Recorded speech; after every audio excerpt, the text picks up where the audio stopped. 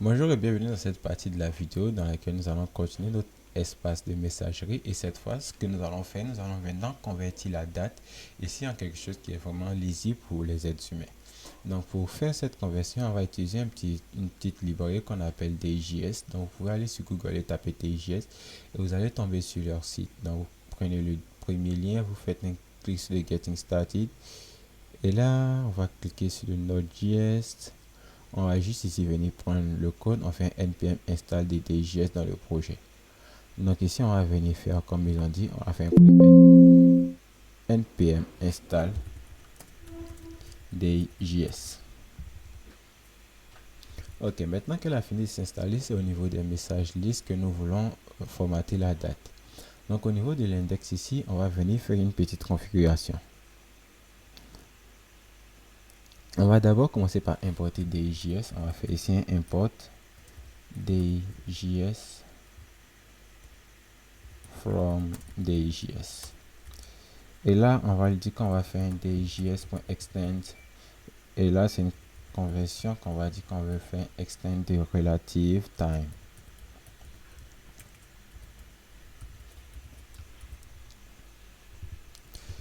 Is relative time doesn't exist. Voyons voir sur la documentation. Je pense qu'on a besoin de relative time. Ah oui, c'est ça. On doit d'abord importer ici, configurer importer relative time. Donc on va faire import de relative time et on importe relative time from DJS. Ensuite, c'est dans le dossier plugin et là on a relative time. Et cette fois qu'on fait un extend de relative time, on n'a aucun problème. Ensuite, ici pour la date, là où on récupère la date ici, on va juste venir faire une conversion. On va appeler ici DJS. Donc, je vais juste couper ça. Je vais faire un DJS. À l'intérieur, ici, on met la date. Et ici, on lui dit qu'on va prendre... On va avoir une propriété from now. Et on va la mettre ici à true. C'est-à-dire, il fera la conversion en fonction de la date d'aujourd'hui. Donc, là, si on regarde, on voit que certaines conversions ont été faites. Et on voit que ça, c'est il y a 4 mois, il y a 8 mois, il y a 8 mois. Mais ça, c'est hier. Il y a un an. Ça fait un an qu'on a envoyé ce message. Donc, la conversion a bel et bien été faite. Donc, 2 months, 6 months, a year et tout ça, tout ça. Donc, vous avez maintenant la conversion en utilisant DJS.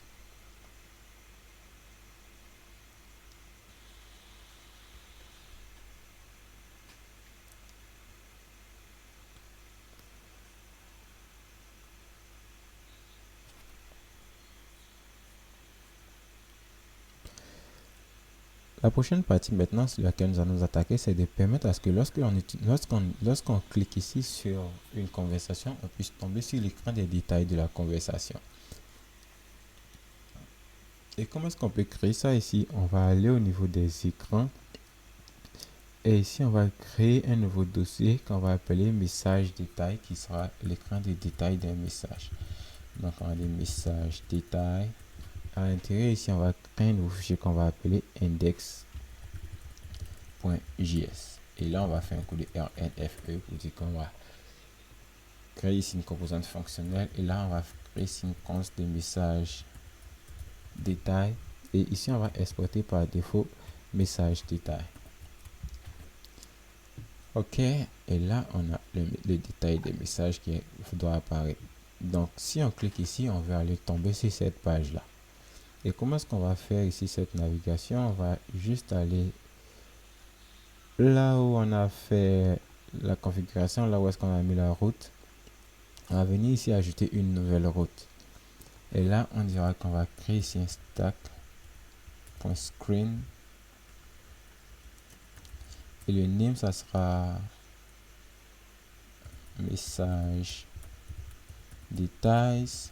Et on dira que la composante à afficher, ça sera la composante message détails. Ok. Ensuite, ce qu'on va faire ici, c'est que je vais juste fermer tout, histoire de ne pas avoir d'autres assez de fenêtres ouvertes. Là, on est sur la liste des messages, c'est-à-dire la composante qui permet de lister les messages. Et ici, on veut que lorsqu'on clique ici, on puisse aller sur l'écran des messages, l'écran détail des messages. Donc ici, il va falloir qu'on importe ici la navigation.